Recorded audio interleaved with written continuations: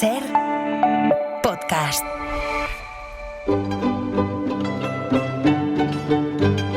En La Ventana acontece, que no es poco, un relato personal de la historia con Nieves con Costrina, Cadena Ser.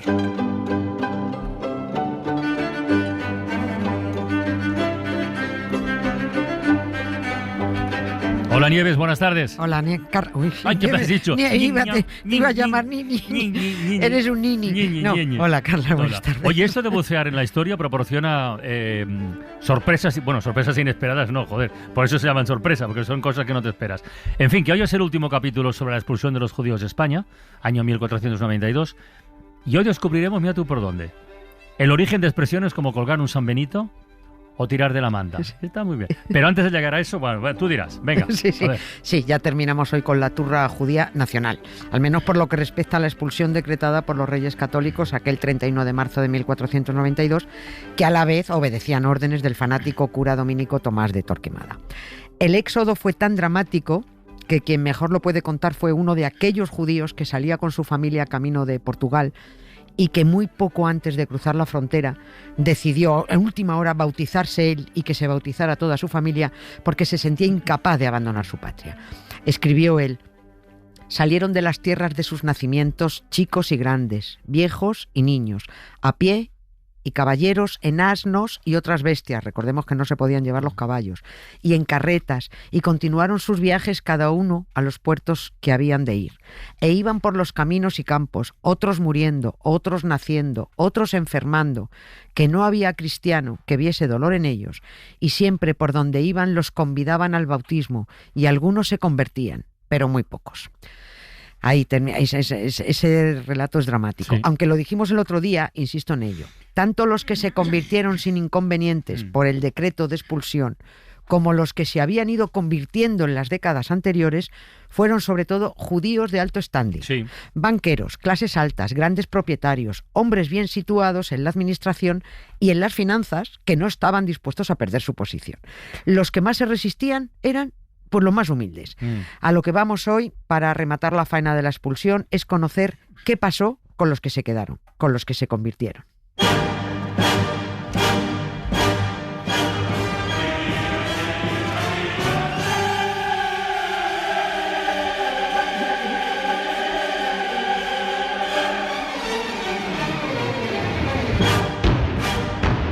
Bueno, de entrada, digo yo, los que se quedaron tuvieron que pasar sin remedio por el bautismo cristiano. Eso es lo primero, ¿no? Nada. Y esos judeoconversos, se llamaban así, llegaron al bautismo por dos razones.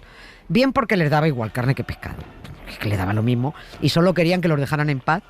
Bien porque no querían abandonar su tierra, pero seguían convencidos de que su religión era la guay, y los cristianos unos canallas herejes y traidores al verdadero Dios.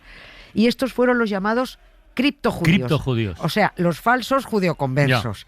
Ya. Es un poco liosa la terminología, pero es que, bueno, pues así es la cosa. El judeoconverso era el que se bautizaba y el criptojudío el que se había bautizado, pero por debajo ahí seguía siendo lo que era.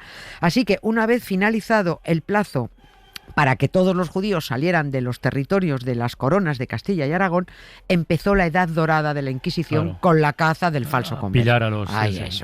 Esa fue la principal diversión, detectar y pillar criptojudíos. Buscaban sobre todo a los más ricos, a ver si los pillaban, porque es que inmediatamente era ejecutarlos, claro, y quedarse con la pasta. Y sobre todo también pillar a los judíos que iban haciendo proselitismo para convencer a los que se habían convertido para que volvieran a practicar el judaísmo en la clandestinidad. Estos se llamaban judaizantes. Estos eran los que iban convenciendo, venga, vuelve tú, a escondidas. Había chivatazos de vecinos. Se presionaba a las familias judeoconversas para que denunciaran a parientes a cambio de librarse ellos mismos de la acusación. Para detectar a falsos conversos, unos se fijaban si el vecino nunca comía cerdo y se negaban a guisar con manteca de cerdo, si los sábados cerraban la casa a cal y canto para celebrar el Sabbat. Yo he estado en una iglesia, no voy a decir cuál porque no, y además es un dato que no tengo confirmado, pero lo tengo al 100%, casi, en una iglesia en donde todavía se conservan dos bancos del siglo XVI-XVII y que las patas de esos bancos de misa de la iglesia son patas de cerdo, son jamones. ¿Ah, sí? Las patas son como jamones. Y los reposabrazos terminan en cabezas de cerdo. Los que no querían sentarse en esos bancos, en la misa del domingo, los ponían ahí a posta, los que lo huían eran los criptojudíos, los que seguían practicando el judaísmo. Bueno. Iban a misa para hacer el paripé, pero como tienen esa obsesión irracional contra los cerdos, pues no aceptaban el contacto con nada que tuviera que ver una representación con un cochino. Pero también habría judíos que se convertirían convencidos, pues claro, digo yo, ¿no? Sí. O sea, creyeran mucho o poco, pero con la intención de ser buenos cristianos. Pues sí, que, es que también los hubo. Sí, eso ocurrió luego también con los moriscos. Y puede que muchos que se convirtieron pues no estuvieran muy convencidos al principio, o les diera igual estar aquí que allí y se hicieran un Tony Cantó. Estoy aquí, estoy allí, ¿quién paga mejor? Pero sus descendientes fueron adaptándose, eso es indiscutible.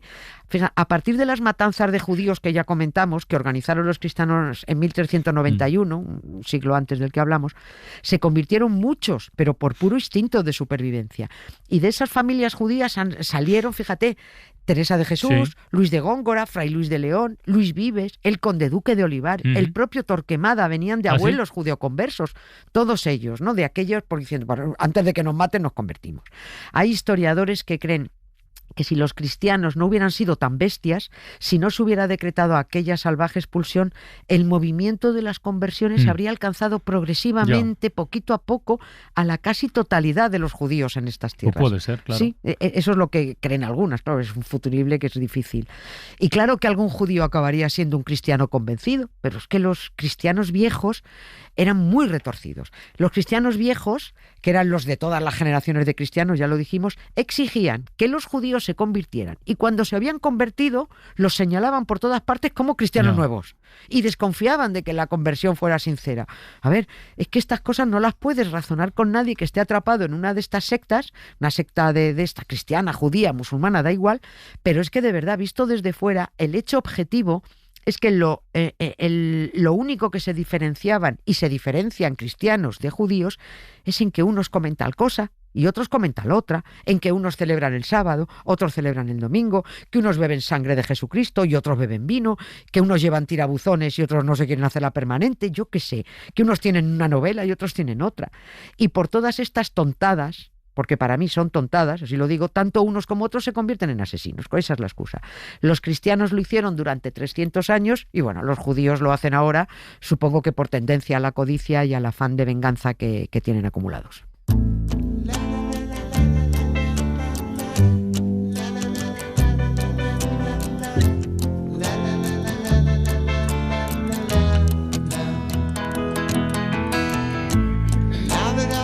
Everything to you. You say you wanna start something new, and it's breaking my heart you're leaving. Maybe I'm grieving, but if you wanna leave, take good care. Hope you have a lot of nice things to wear, but then a lot of nice things turn bad out there. Oh baby, baby, it's a wild world. It's hard to get by just upon a smile. Oh, baby, baby, it's a wild world. I'll always remember you like a child. Sí que es un poco salvaje el mundo a veces, ¿eh? O bastante. Sí. Esa persecución, más o menos, ¿hasta cuánto duró? Pues el primer siglo tras la expulsión fue el más cruento, aquello fue una locura. Pero el último proceso a un judaizante fue en 1818. Pues no ha pasado tanto. Pero es que, a ver, estábamos ya Europa estaba metida en plena ilustración, menos España, claro, España no. Y ese último proceso a un judaizante fue en Córdoba.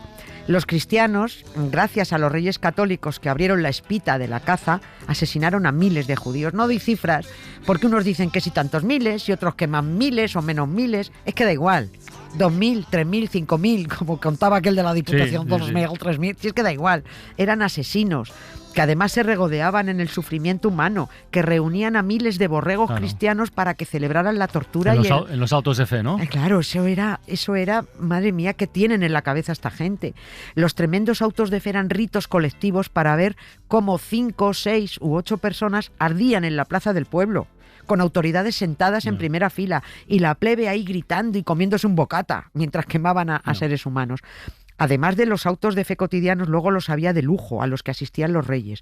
Esto por lo general se organizaba una vez al año Por ejemplo, el famoso de Valladolid, del hereje, de la novela de Miguel Delibes, que lo refleja ahí. Se convocaban con un mes de antelación, estos así de lujo, pues con mucha difusión para que todo el mundo se diera por enterado. Se vestía a los reos con ropas, los sanbenitos, y con gorros puntiagudos, como los que llevan esos que salen ahora en Semana Santa, delante de las estatuas, como los del Ku Klux Klan, directamente. A los judeoconversos condenados se les daba la oportunidad de arrepentirse de sus pecados en el auto de fe. Si se arrepentía, lo estrangulaban y lo quemaban ya muerto, para gran decepción del populacho cristiano, al que el estrangulamiento, la verdad, les aburría y no tenía gracia ver quemarse a un tío muerto. Ellos lo querían vivo. Si no se arrepentía el judío, a la hoguera. Y esto sí que era un domingo redondo. Ver a unos cuantos judíos retorcerse y gritar entre llamas, eso era guay. A Felipe II le ponían muchísimo estas cosas. Oye, y esa ropa que has mencionado, la del San Benito, eso nos lleva a esa amenaza que sobrevive 5 siglos después, que es lo de tirar de la manta. Cuidado que voy a tirar de la manta. Eso es maravilloso. Claro, cuando amenazas a alguien con tirar de la manta, pues es como hizo Bárcenas con el PP, si no lo cuidaban bien, es decirle que te saco los trapos sucios, ¿eh? Es eso. Y el origen de la expresión es el siguiente. El San Benito que llevaba el condenado a veces se quemaba, pero se hacía una copia de ese San Benito porque esa túnica, donde iba escrito el nombre, el oficio, el delito y la condena, tenía que colgarse en los techos de las iglesias. Condenaban a tantos miles y miles y los sanbenitos abultaban tanto que acabaron sustituyéndolos por una cosa que llamaban mantetas. Eran unos lienzos de tela, cuadrados, donde estaba escrito lo mismo que ponía en el San Benito. Un ejemplo, ponía, por ejemplo, Antonio de Torres Ceballos, vecino de Sevilla, hereje judaizante, 1612. Si debajo de estos datos aparecía el dibujo de una cabeza en llamas, es que había sido quemado vivo en la hoguera. Esas mantas colgadas de todas las parroquias eran un archivo para tener acojonados permanentemente a toda la familia y a todos los miembros de las siguientes generaciones. Era muy fácil amenazar a cualquiera con decir, ojo, que sé de dónde vienes, que tiro de la manta, para joderle la vida y el trabajo, sacando los trapos sucios de esa familia que descendía de un judío condenado. Le decían, cuidadito fulanito, que tu San Benito está colgado en la iglesia de Santa María. Si no quería, el cristiano nuevo, no quería que tiraran de la manta, había que pagar. Que sí. Claro, tenían que pagar. Y tenían que pagar al que chantajeaba. Pero si pagaban bien al cura de la iglesia, el propio cura se encargaba de hacer desaparecer la manta. Oye, pero ¿quién ordenó que colgaran esas mantas? Quiero decir, ¿fue cosa de la Inquisición, de los reyes directamente? ¿Y hasta cuándo se mantuvo eso? Sí, eso se ordenó que se retiraran en 1789. Fíjate, el año de la Revolución Francesa, finales del siglo XVIII. Hasta entonces estuvieron. Y la orden de... Aparte de una guarrería tener aquello colgado allí. Y la orden de empezar con esa asquerosa costumbre, que además era una cochinada tener eso ahí colgado, se dio a principios del siglo XVI. Pues un montón de años. 3 siglos estuvo, 3 siglos estuvo eso vigente. La orden decía que, abro comillas, todos los sanbenitos de los condenados vivos y difuntos, presentes o ausentes, se pongan en las iglesias donde fueron vecinos, porque siempre haya memoria de la infamia de los herejes y de su descendencia. Y bueno, pues hasta aquí la chapa judía nacional. No está mal. Tenemos pendiente el Golem de Praga. Ese es un historión. Ese es un historión que vamos a contar. Pero aquí terminamos con el recuerdo de aquella cruel decisión de expulsar a los judíos. Fue un desastre demográfico y económico para estas tierras en las que ahora los católicos tienen un follón mental impresionante porque aplauden a los judíos que expulsan de su tierra a los palestinos, pero a la vez fueron perseguidores de los judíos y quieren beatificar a la tía que los expulsó. Sí, sí. La ignorancia es la madre del atrevimiento. Un poco lioso todo. Sí, y de la maldad de quien propone esto, en fin. Pero esos son las religiones: hipocresía, fanatismo y propagación de odio y de miedo.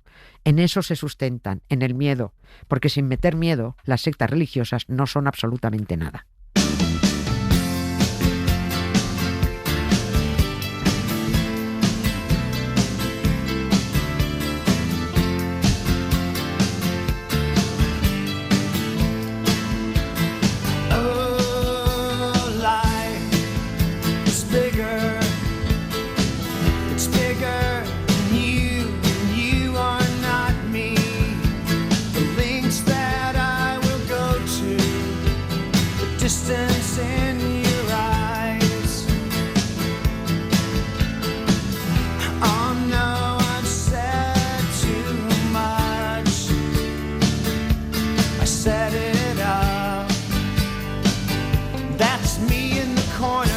próxima semana cambiamos el paso, Sí, ¿vale? sí, ya está. Pero cosas habrá para contar, ¿eh? Sí, Como esto siempre. no se acaba nunca. Un beso, Nieves. Gracias, A descansar, Carlos. hasta el lunes. Gracias, Adiós. Un beso, chao. Trying to keep up you, and I don't know if I can. Para no perderte ningún episodio, síguenos en la aplicación o la web de la SER, Podium Podcast o tu plataforma de audio favorita. I haven't said